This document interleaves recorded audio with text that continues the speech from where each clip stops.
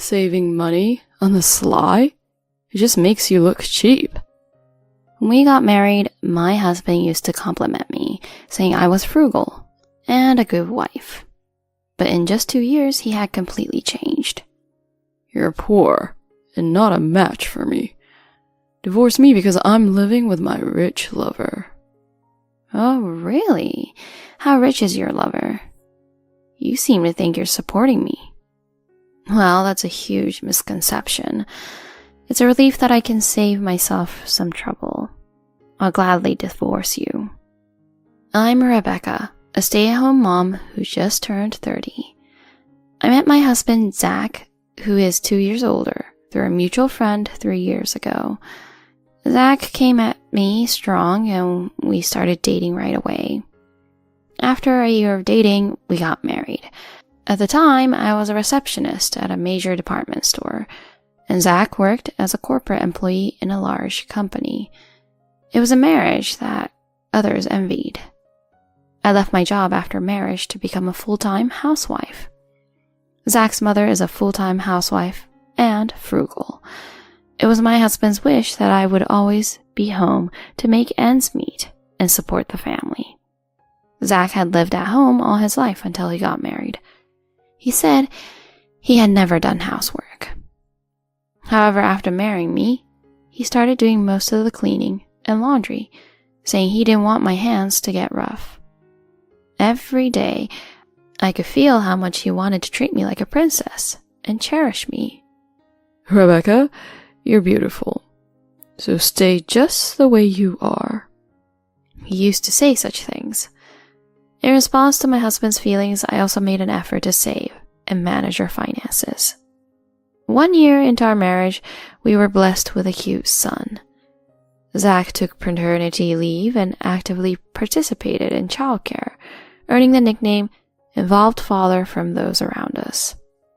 For the future, we decided to keep a childcare diary together, and Zach bought a diary made of high-quality paper.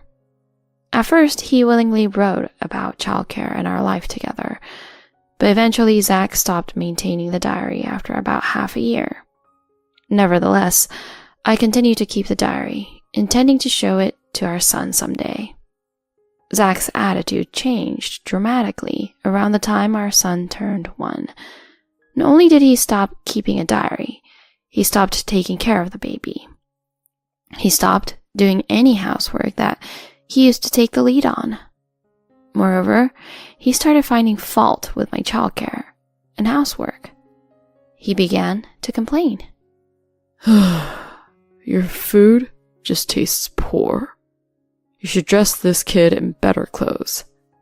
The house smells and it's depressing. The husband who used to praise me for being good at saving money? Where did he go? Moreover, he started coming home unusually late, and the opportunities for the three of us to have dinner together became almost non-existent. On weekdays and holidays, he would go somewhere by himself. When I asked him where he was going, he said he had to go outside because the house smelled so poor. He also kicked my son and me out of his bedroom for crying too loudly at night. I had no choice but to sleep in the living room with my son. Eventually, Zach stopped even holding our son.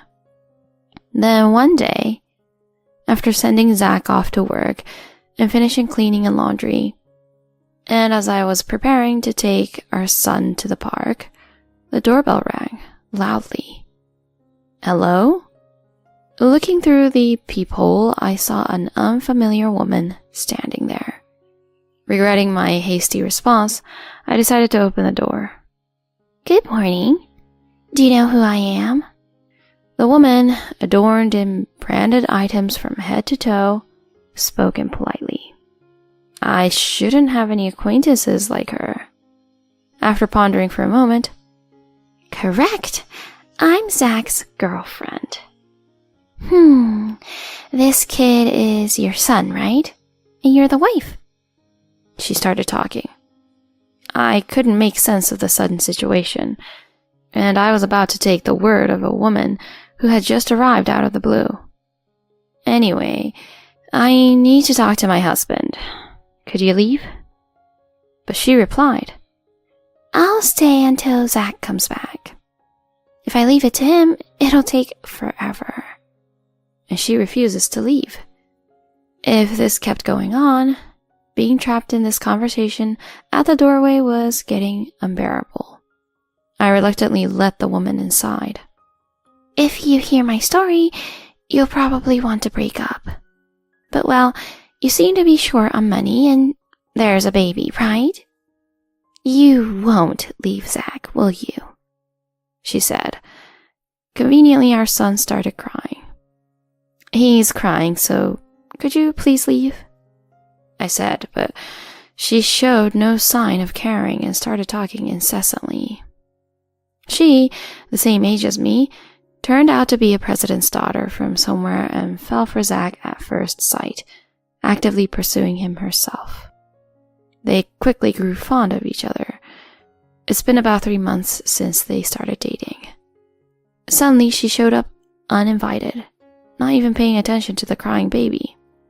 I couldn't believe how little etiquette today's president's daughters seem to have. Do you know what Zach says about you? The woman couldn't stop talking. Before marriage, you had a low income, but you worked as a receptionist and he could proudly showcase your beauty. However, now you have no income and give off a poor auntie-like vibe that he can't introduce to anyone. Your food smells like poverty. You insist on home daycare for your son, who's already a year old, until he's 3, but you're a stay-at-home mom who doesn't make enough money, so you just can't leave him in daycare. He calls you a parasite for not working and living off him just because you two have a child. There's more, but do you want to hear it? That's enough. Apparently, Zach is having an affair with this woman. Anyway, I will talk to my husband. I shoved the woman out the door. Hurry up and get a divorce, okay? Oh, and I don't want that crybaby either. With these parting words, she finally left. What on earth was that? He's a messed up father, I muttered while soothing my son. Late at night, Zach returned home. I have something to talk about. What is it? Are you tired? If it's just complaints about parenting, say it somewhere else. His usual dismissive response. But I said, Today, a woman claiming to be your girlfriend was at our place. As I began speaking, Zach's face turned pale for a moment, and he began to get flustered. However, he quickly composed himself and said, I'm the one earning the money, you know. You can divorce me if you want. A poor woman like you can't survive without me, right? Even now you're struggling with childcare. Working and raising a child is impossible for you. Oh, and even if you work, with your abilities, can you support the child? Trouble will just come your way. He began threatening. You, who seem to lack intelligence and rely only on your appearance, should be grateful to have someone like me, an accomplished individual with high education and income, as your husband. Oh, and looks-wise, aren't you already an old woman now? He began making a series of demeaning remarks, looking down on me. My husband, Zach, who criticized me, while conveniently ignoring his own infidelity, shocked me more with his words than his affair. I regretted marrying such a man, wondering if I had given too much. The only solace was the presence of our adorable son. From that day on, Zach boldly maintained contact with his affair partner, even going on trips with her. A mutual friend who introduced us attempted to advise him to end the affair, but he turned a deaf ear. Our friend grew exasperated as Zach became increasingly infatuated with his lover. Eventually, he stopped providing the $2,000 monthly allowance he used to give. In the midst of all this, I succumbed to the fatigue of childcare and the stress of the situation, experiencing a decline in my health. Our son's still very young, and our house was in disarray.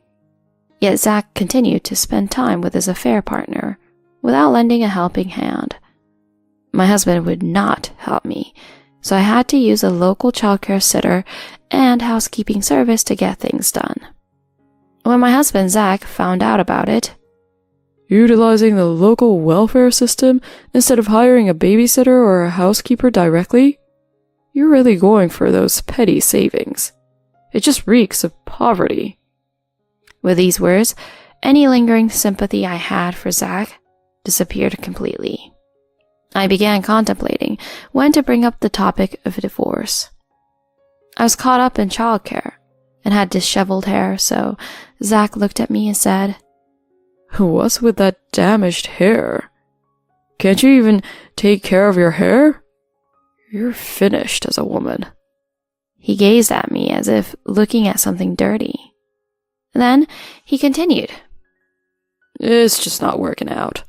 You, a poor woman, aren't a match for me. Let's get divorced because I'm living with my wealthy mistress. Seems like she doesn't want a kid, so I'll give it to you." He handed me the divorce agreement. I've been waiting for this. It saves the trouble of me saying it myself, and there won't be a custody battle.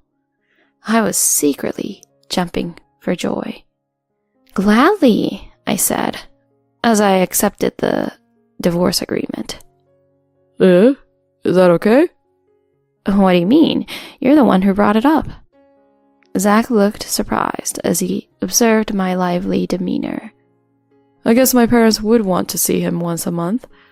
I'm creating a new family, you know? It's like having an extra burden, and I don't want to see him if I don't have to." He says, "I'll hand over child support during visitations. About $140 a month until he turns 18. It's enough for your poor son, right? Even after divorce, I'm doing the right thing. Aren't I generous?" He stated an amount well below the standard child support calculation table, and I couldn't tell if he was ignorant or just stingy. It was unexpected for him to bring up child support. But I'm not only claiming child support, but also alimony. I look forward to it. I immediately began preparations to leave the house. As I packed my belongings with my son in my arms, Zach approached and said, "A single unemployed mother like you can't afford rent, right? Can you even find a place to rent? You're practically an outcast with no family to return to. I live in the luxurious mansion of my affair partner. I'll do you a final favor, sending your belongings. It's probably some rundown apartment near a supermarket, right? Leave your new address." I remained silent and left a paper with the address on the desk. A few days later, Zach visited my house with a moving company. Despite being outside of town, Zach had made the effort to visit. It seemed like he had come for reconnaissance, thinking the address would be different from what he expected. "Huh? Why are you living in a place like this? Found yourself a new man, huh?" He asked with wide eyes. My new residence was in a well-known area, famous for the wealthy mansions.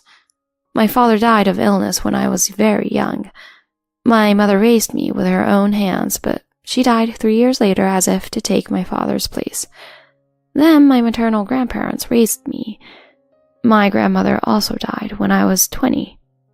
My grandfather was a well-known wealthy man who died 2 years before I married Zach.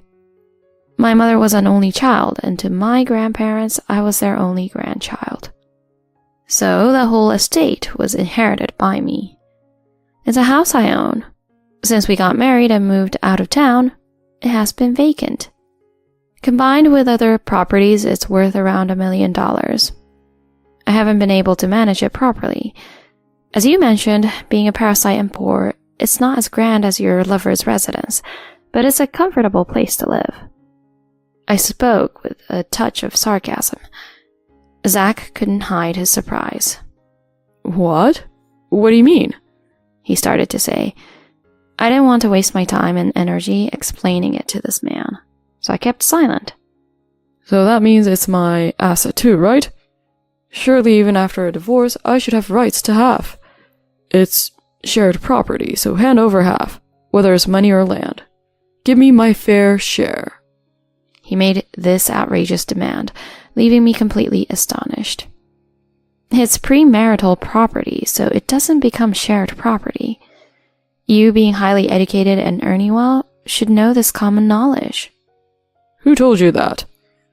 Your face might be good enough for a new boyfriend. Are you a lawyer or something? He continued with absurd statements. As I stayed silent in disbelief, Zach, as if adding fuel to the fire, continued with more and more absurd statements. Unable to bear it any longer, I spoke up. I'm not relying on anyone for support. The statements I made earlier are common sense, I believe. I was enrolled in the law school, so I have some knowledge, although I haven't used it at all because it's basic common knowledge. At this, Zach responded. What? Weren't you just a high school graduate? I've never heard about that, you traitor, he shouted. I think you're making assumptions about everything, and I think you have made up your own mind about me. And the one who deserves the name traitor is you, the one who cheated on your wife, I said calmly. Then Zach said, What's with that tone? If that's the case, you must be rich. Return the moving expenses.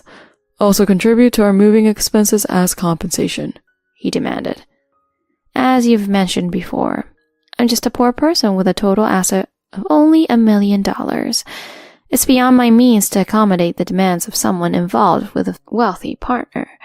Therefore, I'll graciously accept your kindness for the moving expenses as planned. Also, I'd appreciate if you could clarify what the compensation is for. I replied sarcastically. Zach couldn't counter and left muttering complaints. The next day he called. What's going on? The cancellation penalty for the house is $7,000, which is 2 months' rent. What does that mean? The rent is $3,500 per month? He exclaimed in a panic. It's a standalone house in an upscale residential area. Didn't you find it strange? It was originally my own house, but a month before the divorce I transferred the rights to another owner and continued living there as a rental under your name. You left me in charge of the house, and it helped that you initiated the divorce. Zach, who had been living with his parents all this time, seemed to be unaware of not only the rent, but also the overall cost of living. Was I living in your house? Being supported by you? Even over the phone, his stunned expression was palpable. A few days later, Zach called again. Hey, what's the deal with child support of $550 and alimony? You're rich, so you don't need it, right? He seemed anxious. In fact, while I was preparing for the divorce, I had recordings of his verbal abuse and evidence that he didn't give me my living expenses. The luxurious diary Zach had prepared had subtly transformed into a notebook documenting not only our child's growth, but also the emotional abuse by my husband. This became another crucial piece of evidence. Furthermore, I had employed a detective agency to obtain evidence of Zach's infidelity. With a lawyer in place, I claimed substantial alimony from both emotional abuse and adultery. I initially had no plans to request child support, but despite having assets, I was unemployed.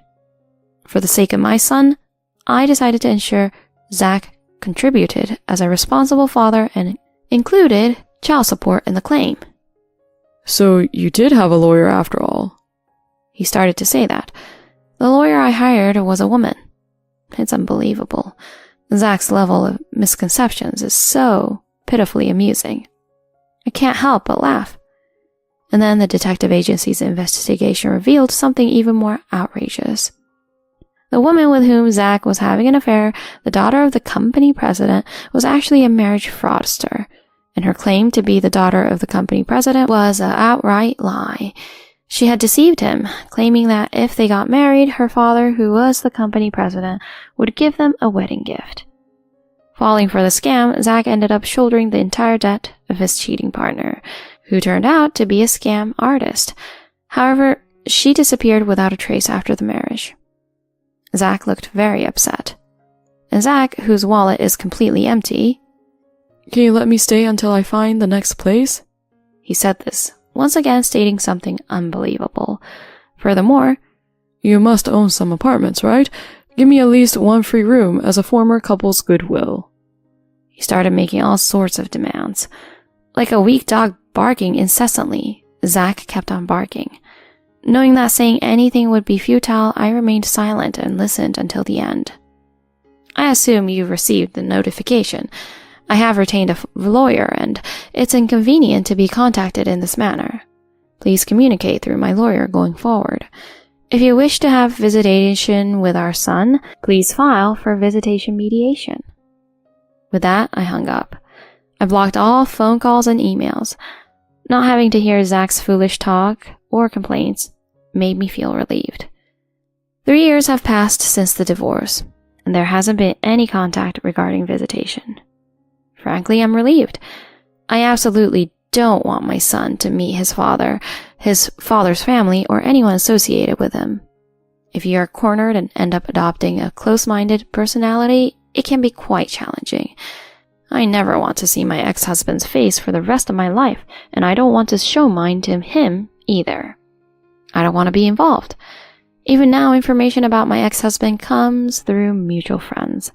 In the end, Zach lost all his assets, had to pay child support for our son, and also paid alimony to me. He's living at home with his parents with a chip on his shoulder.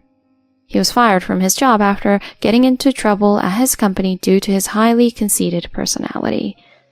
Despite all the ragging about my appearance, his hair is shaggy and his shirts are always shabby, as he works day and night at a low-paying company.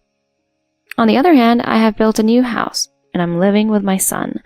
The large mansion that my husband also knows about was put up for sale, and we built a completely new house in a different area. I also effectively managed other neglected assets, enabling us to generate income. I cherish the precious time spent with our son, who is growing every day, and enjoy each day. Also, I re-enrolled in law school at the same time my son entered kindergarten. I was frustrated when I was younger, but I am studying every day to become a lawyer. The alimony from Zach is well spent on my tuition. Like the cool female lawyer who helped me, I want to strive to become a reliable woman and a proud mother to my son. Life is still ahead of us. I'm going to erase what happened with my ex-husband from my memory and live with my beautiful son, enjoying life together.